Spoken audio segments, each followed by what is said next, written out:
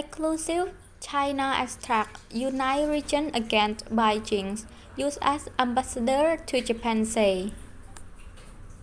Tokyo, China should not be surprised. Washington and its allies in Asia are deepening military ties given Beijing's aggressive behaviors toward many of its neighbors, the U.S. ambassador to Japan said Wednesday in an exclusive interview with CNN.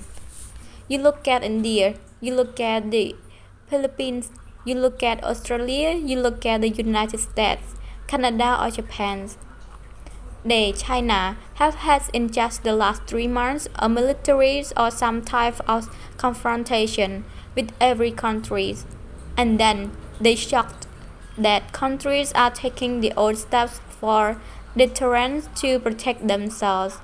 What did they think they were going to do?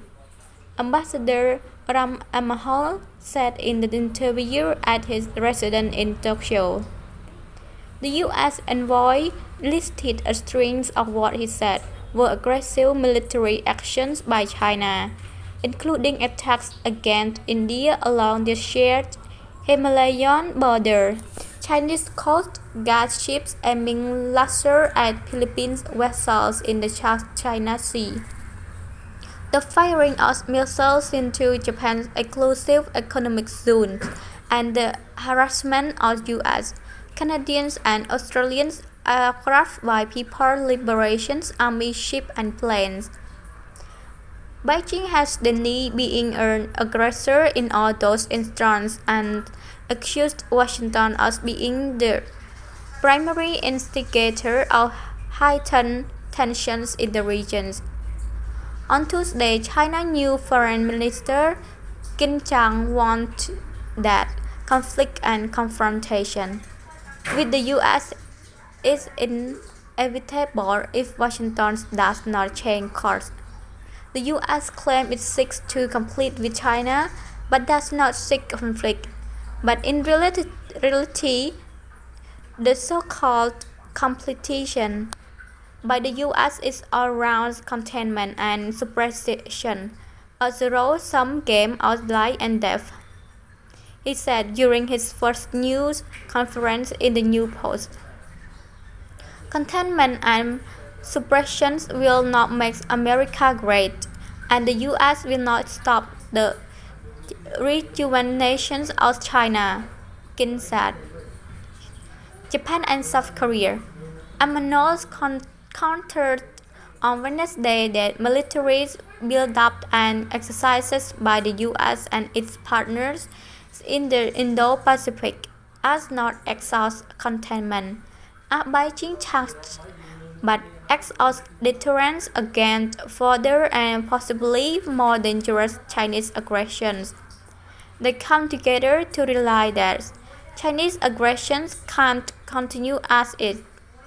So every country is taking steps, both within an alien and also within their own self-interest of creating a comprehensive coalition of deterrence. That's what's going on, Amano said. He praised Japan for doubling its defense budget and taking on leadership roles in the region, citing plans for it to operate joint South China Sea patrols with the Philippines and its agreement with South Korea just this week to settle grievances dating back to before World War II concerning Japan's colonial rule in Korea. And he praised both Japanese Prime Minister Fumio Kishida and South Korean President Yoon Suk-yeol for putting the further before history and taking a stand that has prompted domestic backlash in both Tokyo and Seoul. I do think that both leaders showed a braveness and a boldness to look to the 21st century and make the most of that rather than being tied by 20th centuries, Amahol said. To me, the test of leadership is to be idealistic enough to know why you're doing what you're doing, and then tough enough to get it done. he said, adding that both Kishida and Yoon had passed that test. Gravitational pulls of freedom. The U.S. ambassador also contrasted the countries Japan has been partnering with, concluding South Korea, the Philippines, Australia, India, and even the United Kingdom, with countries with whom China works, including Russia, North Korea, and Iran. This approach in America, you known by the company you keep, Amano said. Over the past 18 months, the Biden administration has been keeping good company, too, he said. Nothing is required in uniting allies and partners. Amano cited multilateral agreements like the GATT, the informal alliance of the US, Japan, Australia, and India, and the EU cuts a deal for nuclear-powered submarines between the US, Australia, and the UK, as well as other economic, diplomatic, and military initiatives.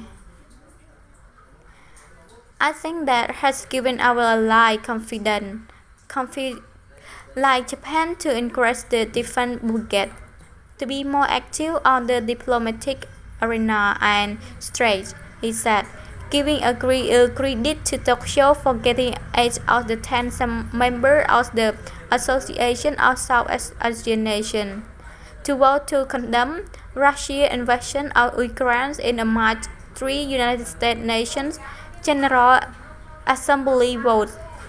Countries around the world will respond to Japan or South Korea or the US for a simple reason that China doesn't understand.